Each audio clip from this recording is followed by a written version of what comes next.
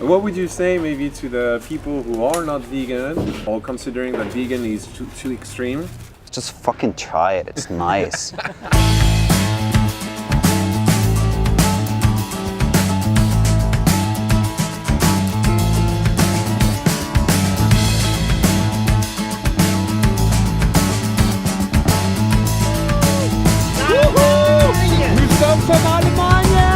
Salut tout le monde! Salut tout le monde! Nous sommes en direct de Okja. Dans l'épisode précédent, on vous a parlé de l'importance primordiale de ramener l'agriculture et les forêts au sein des villes pour établir une reconnexion entre les gens et la provenance de leurs aliments. Cette reconnexion-là, elle nous a permis de constater le désastre écologique monumental que représente l'exploitation animale. L'élevage bovin est la première source de pollution au monde, loin, loin, loin devant tous les types de transports réunis. Tous les territoires immergés comportent la terre. 33%, donc un tiers, sont réservés à l'exploitation animale et au bétail. Sur 100% des céréales que nous produisons, également un tiers sont destinés exclusivement à nourrir le bétail. Donc ça fait plus beaucoup de céréales pour les gens. Et ça fait plus beaucoup de terre pour les gens non plus. Ça, ce sont uniquement quelques petites statistiques parmi tant d'autres. Quand on a réalisé tout ça, on s'est demandé s'il y avait un mode de vie peut-être qui nous permettrait directement en tant qu'individu de limiter notre impact sur l'environnement et de manière plus éthique de limiter notre impact sur la vie animale. Ce mode de vie-là, ça s'appelle le véganisme. Ça reste un mot, un label même parmi tant d'autres. Et comme tout label, il a son lot d'adeptes et son lot de critiques. C'est la raison pour laquelle nous sommes actuellement en direction de Berlin. Élue il n'y a pas si longtemps que ça, capitale européenne du véganisme, c'est-à-dire qu'elle accueille le plus de boutiques, restaurants véganes et qui possède également la plus grande communauté végane d'Europe. Est-ce que le véganisme est seulement une tendance éphémère? Est-ce que c'est même une tendance bourgeoise? Est-ce que ce serait pas un peu extrême? Est-ce que c'est un énième régime alimentaire? Ou est-ce qu'en fin de compte c'est bien plus que ça? C'est un mode de vie qui touche peut-être d'autres aspects de notre société? Voilà, on est sur la route avec tout plein de questions dans nos cartons. Voilà, avant d'entamer tout ça, il va falloir qu'on trouve un endroit où parquer Okja. Tchuss! Tchuss!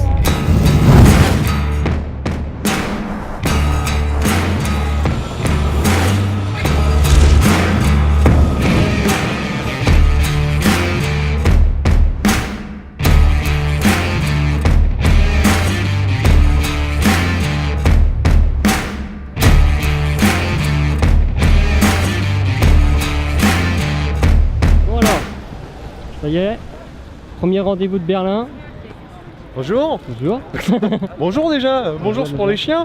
On commence avec deux mecs qui sont membres volontaires d'une organisation qui s'appelle Berlin Vegan Berlin. Donc voilà, les véganes de Berlin. Ils se focalisent sur comment entretenir, voire promouvoir, agrandir et informer les gens vis-à-vis de l'importance de ce mouvement. On va voir si on peut avoir une petite conversation instructive tout en étant relax comme d'habitude sur ce qu'est le véganisme et l'importance peut-être de considérer ce mouvement. Do you want to taste the cake before? Yeah, do you want to? Yeah, actually yes. What is veganism? Being vegan means that you try to avoid any animal products. It doesn't matter whether it's in your food or in your clothing or in your toiletries you use. Like you try to avoid products tested on animals. It's not just bad how animals are being treated in the modern way of raising animals, but that's just wrong in the very sense of using animals. The connection between the climate change or destruction of the environment was brought together with the consumption of animal products. A cow can basically fill up a 55-gallon garbage bag full of methane every day. So I think this has also contributed to people thinking more about not only animal rights but also this ecological thing, how it is connected to waste of energy, waste of food, which could be used differently, to feed people. Only contributed to my conviction that it's a good way to be vegan. It is a bit more challenging, but it's more coherent in itself. 20 years ago, the market was so much smaller and so many things actually didn't exist. Basically, the only way to actually do that was to learn to cook yourself and to learn to make a lot of things yourself. Today, you can buy all those things ready-made in shops. What's the problem with the fashion industry? The process of harvesting wool is one sheep is shaved within 1 minute, like it's losing all its wool within 1 minute, which does not only lead to bruises and like really cuts really deep in the flesh sometimes, but some sheep also die from kind of a cold shock. Leather, of course, is not a real problem anymore because leather can easily be replaced by artificial leather. Some of them are made from pineapple leather. It's the same as with the leather from animals, because if you like have the right treatment and just take care of them, then they last really long. Yeah. And there are also shoes that are made of mushroom leather. Is it honestly more expensive than standard shoes or not? So when I think of this one, for example, I mean it's 99 euros, I guess. Yeah. Yes. And it's made from organic cotton, it's made from recycled materials, it's made from natural rubber, and I don't want to say a name of a big company, but you know what I mean, and they're like 180, 160, they are much more expensive and they are not much better than this. So this lasts really long and it's fair produced. What does it mean exactly, fair trade? It started with the cotton where it grows on the field. So people who are working there, they are paid fair. Then people who make the fabrics, sewing the things, are paid fair. If you have a small label, it's so difficult to control. They work fair in, I don't know, India or Bangladesh or something. So Jenny, for example, she is producing in Germany. What kind of product like really come from animals? It's silk, it's wool, it's leather. Okay. So we don't use this in our products. We have cotton, we have linen, and we used to have some bamboo t-shirts. The fashion is not more expensive? It is, yes, sure it is. But it lasts longer, and with the responsibility of not buying a shirt and throwing it away the next day, but wearing it for a year or longer, you buy less. You could try it, it's an L. Yeah? No. I feel strong. If people were thinking more about what they eat and what they wear, the world would be a better place. That's true. They go for a t-shirt? Yeah. They go for a t-shirt? When it comes to economic profit from animals, the life won't count much, because like if a sheep gets sick, for example, people who keep the sheep, they will not invest much money in cures or like in a vet who takes care of the sheep. Like it'll be just killed because it would be too expensive.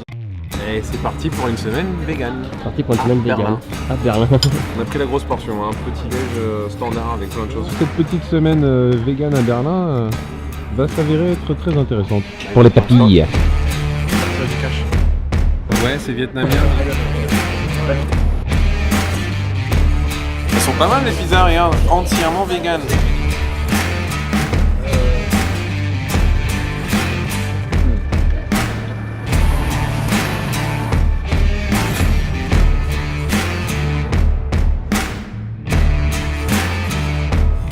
J'adore être vegan. J'adore être vegan, surtout dans cette ville. Attention, je vais en foutre partout. Oh, propre.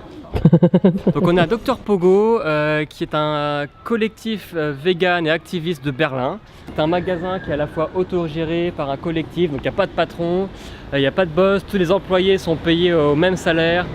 Et apparemment c'est une épicerie, ils ont tous les produits vegan qu'on peut trouver. 10 falafels, Yeah. 10 burgers végétariens, 10 olives, du lait au chanvre. Et tu crois qu'on peut le fumer le lait? Ça fait envie quand même de l'extérieur. C'est vachement envie. We're trying to be like a fully equipped grocery, like for everything that you need for a vegan lifestyle. But it's like we're not just for vegans. We're also like for the neighborhood community place, and for people who prefer organic food or unpacked food. But everything is vegan, and yeah, most is organic. Yeah. What do you think about the vegetarian diet? It's a first step. Yeah, okay, first step. I think vegetarianism is a good step because you show the society that you don't want to kill the animals, like if you do it for ethical reasons.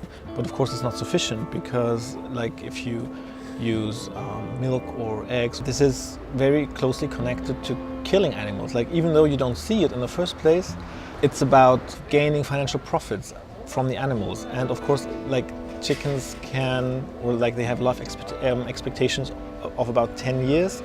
After 1 year in the farm, they will be killed because like they will lay less and less eggs, and they will only eat. So like the farmers would have to invest too much in the food, or like also the health of the chickens. So it's less expensive to kill them and to replace them by new chickens. You need to be like critical about the whole thing, because like also within veganism, it's like there's a lot of fucked up stuff going on. A lot of products, vegan products, come actually from the slaughterhouse.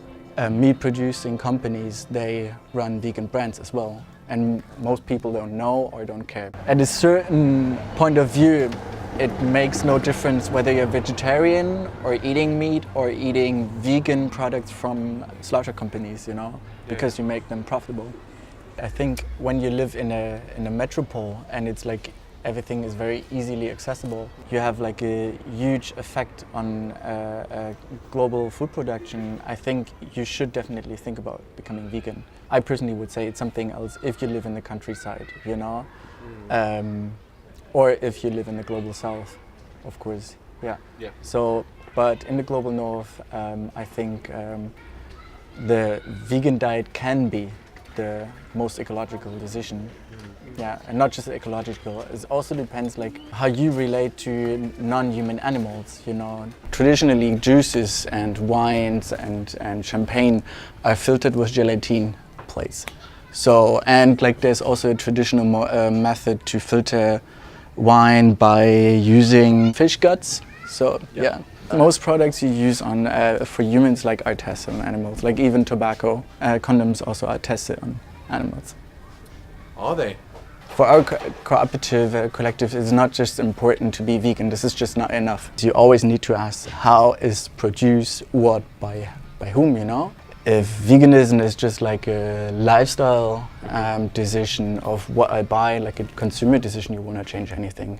I think vegan products or vegan industry should also be accountable to all kinds of ecological questions. Most vegan products are convenience products and substitute that don't ask this question. One stereotype about vegan diet is that it's something bourgeois hype, only rich people can afford, but most of the basic food is very cheap. Can you love animal and not be vegan? Of course, this is like the interesting psychological effect of what Melanie Joy calls carnism. You know, you connect, on the one hand, you connect to your pet, to your doggy, and you love it more than anything on this planet. But as the animal becomes a commodity, as a product in the supermarket, you don't have that connection anymore. And especially people who live in the city don't have this connection. They just see the packed plastic food. Yeah. What do you think about, for example, the soya production and palm oil in the vegan diet?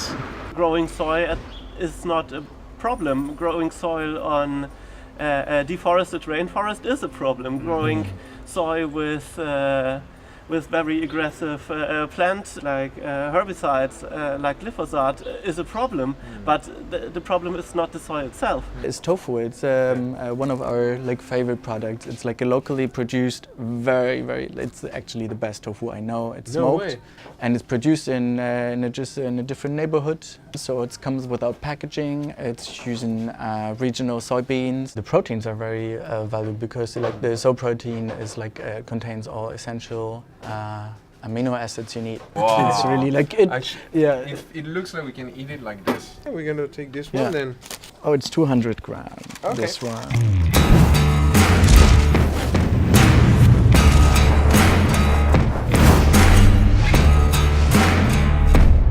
Parmi toutes les questions par rapport au véganisme, il y en a une quand même que je pense que tout le monde se pose, ceux qui en tout cas n'y connaissent pas grand chose au véganisme, c'est ouais mais comment tu peux avoir des muscles en mangeant de l'herbe? So many people ask this like stupid fucking question, but where do you get your protein? I mean, like everybody knows this question, and nobody cares about your protein as long as you're not vegan. But when you become vegan, it's like, where do you get your protein? And this is like what we work against, because it's not more difficult and it's not more special than when you're not vegan. We just get protein shakes, we just eat food with a lot of protein, and it's not a big thing. It's super easy. And this is what makes us also kind of special, because we can give like nutritional advice, all the supplements, the snacks, protein shakes and stuff. Everything we sell to our customers is vegan. All the equipment we have is leather-free, and all the team, like the whole team is vegan. Well, actually it was clear from the beginning that I have to go vegan. I saw Earthlings, narrated by Joaquin Phoenix. I was like, fuck yeah, I have to go for it. I mean, I love him as an actor. And I started watching the movie, and it took me like 5 minutes until I started crying, and I realized, okay, this is it. It's never gonna happen again. That was the second when I realized what my being cost on this planet, how much animals had to suffer, how many animals had to die just for something that I was craving for. When I heard Asian people eat dogs, my whole world collapsed. I was super, super sad. I couldn't believe it, because my biggest wish was always to have a dog. And from this moment on, I started to think, but I mean, I love dogs. I don't want them to be eaten. But other people might love cows, and I do love cows too. So why would I eat them? And it didn't make any sense to me. And I was very confused and angry on the whole world. And I told my parents I don't want to eat any animals anymore. I was a prototype of meat eater. I was like, fuck, I need my proteins. Where the fuck do I get my proteins and my healthy shit from? Nah. I was always that kind of person that, you know, just by knowing something, things don't really change. It had to hit me with a hard hammer, like, BAM! This is it, fucker, open your eyes. Can you be unhealthy following a vegan diet? Yes, you can. I mean, like, there's vegan chocolate, there's, I mean, like, chips are vegan. Yeah. You gotta build an awareness of food. Yeah. Either if you're vegan or not. I think that's something that we need to focus on either way, because, I mean, we're getting fatter, we're dying faster, we're getting sicker, and which are reasons of our diets. Do you think it's less affordable, like money-wise, to be vegan? It also depends on what you go and buy. I mean, if you buy expensive meat, it's the same amount of money you spend on just buying basic regular food, like potatoes, beans, rice. You can go and buy cheese made of cashews. This will cost a lot of money, but you don't have to. And you can make your own milk quite easily in a blender. There are a lot of options to have a limited amount of money to spend on food. It's, yeah, I guess it's super easy. I cook myself, my stuff all by myself. Besides the usual tofu, you got nuts, you got avocados, you got cauliflower, broccoli, lentils, chickpeas, beans, seitan. You got so many different sources, and recent researchers show that it doesn't matter what kind of protein you eat or where you get it from, the body processes it anyway. Even the plant-based proteins are easier for the body to process instead of the meat. For me, it's also, I'm fine with paying a little bit more, as long as I know that, like, not a single animal has to suffer. We don't go and buy expensive clothes. We rather spend it on food. Yeah. We got so many different tastes out there that just nature puts on our way, like, have it, try it. Why the fuck do I have to mess it up with something different? If I do four, you can have a pause. If I do 4 or 5, I'll take a pause and get some more done. Wow. I mean, the 40 seconds time. Yeah, I'm gonna do 2, yeah. I hope you won't be too ashamed of us. No, it's fine. Allez, Michel! I couldn't make it. Donc c'est le moment où c'est entre toi là et moi.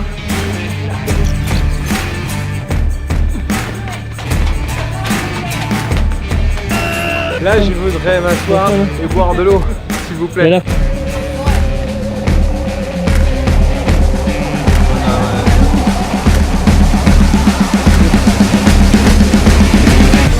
I would love for everyone to start to be aware, just by educating. Always easy to say, I'm just one person, I don't make any difference. It's like super stupid excuse not to change anything. What we should challenge is the way of thinking, but like not the people. We have to see each other as a sort of a community. Just start, then the rest I think will come by itself. At the end, we're all one.